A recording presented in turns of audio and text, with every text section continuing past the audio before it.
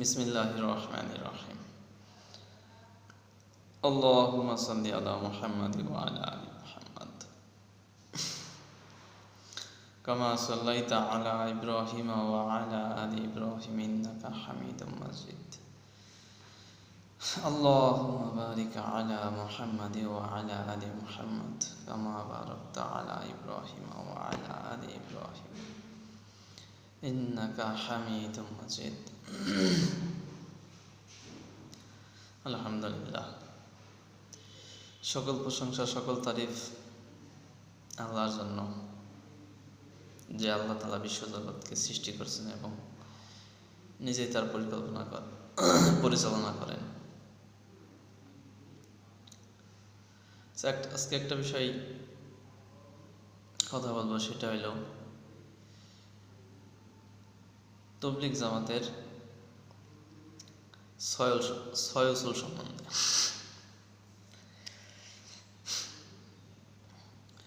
অনেকের এটা সম্বন্ধে অনেক ভুল ধারণা আছে। আসলে অনেকে যায় না এই ভুল ধারণা কোনো পোষণ করে।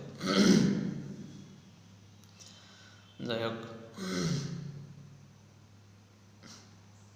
অনেকে মনে করে ছয় উসুলের দিন এইটাই তাবলীগ ওয়ালারা বোঝায়। তাবলীগ ওয়ালারা শুধু ছয় উসুলকেই দিন মনে করে, ব্যাপারটা আসলে তা না। আমি ছয় উসুলটা আপনাদের সামনে একটু বলি। আমারও ভুল হইতে পারে, ভুল থাকলে কমেন্টস করবেন, আমি সমাধান করে নেব। কেননা আমাদের দুনিয়ার মাকসাদ, জীবনের মাকসাদ হইল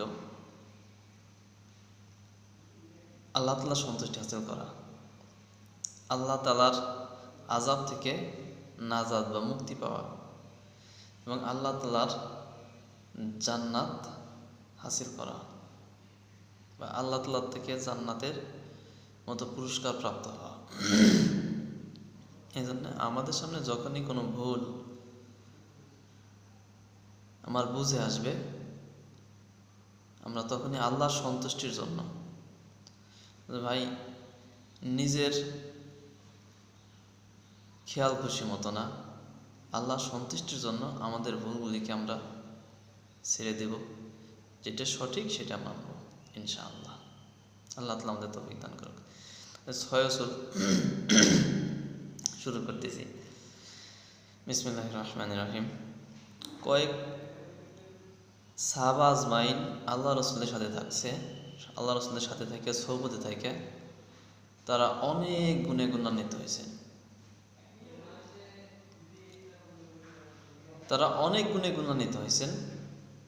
তার মধ্যে থেকে কয়েকটি গুণের উপর মেহনত করিয়া আমল করিতে পারলে ইসলামী দ্বীনের উপর চলা সহজ। আসলে ছয় উসুলের প্রথম কথা এইটা যে সাহাবা আজমাইন রাদিয়াল্লাহু তাআলা আনহুম তারা আল্লাহ রসুলের সোহবতে থাকতো, আল্লাহ রসুলের কাছে থাকতো, সান্নিধ্যে থাকতো।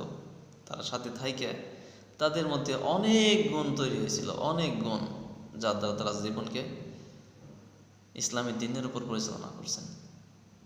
বলছে তার মধ্যে থেকে কয়েকটি গুণের উপর মেহনত করিয়া আমল করিতে পারলে ইসলামী দ্বীনের উপর চলা সহজ। এখানে একবারও বলা হয় নাই যে এই ছয় উসুলটাই দিন, এই ছয় উসুলের মধ্যেই দিন।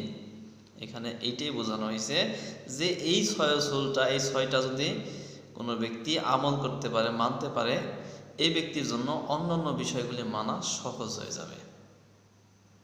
আচ্ছা, ওই ছয়টা উসুল আমি শুধু নাম বলে হয়তো আজকে শেষ করবেন ইনশাল্লাহ। এক নম্বর হলো কালেমা, লা ইলাহা ইল্লাল্লাহু মুহাম্মাদুর রাসূলুল্লাহ, এই কালেমা। 2 নম্বর নামাজ। 3 নম্বর ইলম ও জিকির। এটার মধ্যে দুইটা পার্ট আছে, ইলম এবং জিকির। একটা হলো জ্ঞান অর্জন আর একটা হলো আল্লাহ তাআলার স্মরণ। আর এটা হল ইকরামুল মুসলিমিন বা ইকরাম।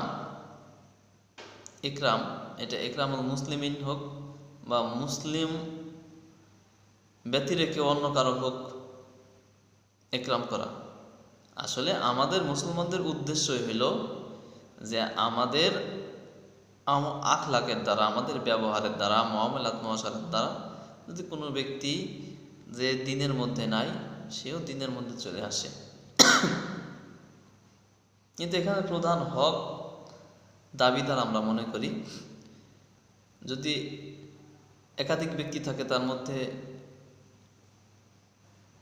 মুসলমান থাকে, তার সমস্যাটাকে আমরা আগে প্রাধান্য দেব ইনশাআল্লাহ। তো ইকরামুল মুসলিমিন 4 নম্বর বলছি। 5 নম্বর হলো সহি নিয়ত, বলছে আল্লাহ তাআলার সন্তুষ্টির উদ্দেশ্য। বলছে আমরা যে কাজই করব আমাদের নিয়তটা থাকবে আল্লাহ তাআলা সন্তুষ্ট হাসিল করা। এটা আমি দান করি, নামাজ আদায় করি, রোজা করি, হজ করি, জিকির করি, তাবলিগ করি, বলছে ভাই কাউকে খাবার দেই, কারো কাছে ছোট হই, আমার স্বভাবকে বদলাই, আচ্ছা যেটাই বলি, যেই কাজই করি না কেন সেই কাজটা যেন আল্লাহ তাআলার সন্তুষ্টি হাসিলের উদ্দেশ্যে হয়। এই সহি নিয়ত বা তাসিহ নিয়ত। 6 নম্বরে দাওয়াত ও তাবলিগ। তাবলিগ তো ফরজ, এটা সবাই স্বীকার করে। বাল্লিগ, আল্লাহ বললাম নবী রাসূলুল্লাহ সাল্লাল্লাহু আলাইহি ওয়াসাল্লাম বাল্লিগ ওয়ান্নি ওয়ালা আয়া, যে তোমরা যদি আমার পক্ষ থেকে একটা আয়াতও জানো তোমার অপর ভাইয়ের কাছে পৌঁছায় দাও। এই পৌঁছে না তো তাবলিগ, এইটা তো ফরজ, এইটা তো স্বীকার করি। আমরা অনেকেই বলি তাবলিগ বাতিল, অনেকেই বলে, অনেকের মতামত। যাই হোক ভাই, আমরা যারা বলি তাদেরও তাহাকিক করে নেওয়া উচিত, দিল দিয়ে আরো বোঝা উচিত। যারা আমরা তাবলীগ করি আমাদেরও সহিভাবে জানা উচিত আমাদের ভুলগুলি কোথায়, আমাদের কোন ভুলের কারণে মানুষ আমাদেরকে বাতিল বলে। অবশ্যই আমরা দুনিয়ার বড় হওয়ার জন্য না, আমাদের আমলকে সংশোধন করার জন্য, যাতে করে আমরা আল্লাহ তাআলার সহি দ্বীনের উপর আসতে পারি। এই দিকে খেয়াল করে আমরা যারা তাবলীগের সাথে যুক্ত আছি তারা এই দিকে খেয়াল করে আমাদের সমস্যাগুলোকে খুঁজে খুঁজে বের করে আমরা সেটা থেকে নিজেদেরকে মুক্ত রাখবো, এবং যেটা সহি, যেটা সুন্দর, আল্লাহ তাআলার সন্তুষ্টি যে মাধ্যমে আসবে, যে পথে আসবে, যেভাবে আসবে, আমরা ওইটা করব ইনশাআল্লাহ। তো আল্লাহ তাআলা আমাদের সবাইকে ইসলাম আমাদের জীবন জাইনে বুঝে পরিচালনা করার তৌফিক দান করুক, ইসলামের উপর চলার তৌফিক দান করুক।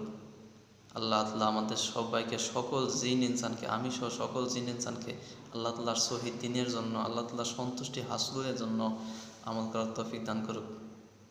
ওয়া মা তৌফিক ইল্লা বিল্লাহ। আসসালামু আলাইকুম ওয়া রাহমাতুল্লাহ।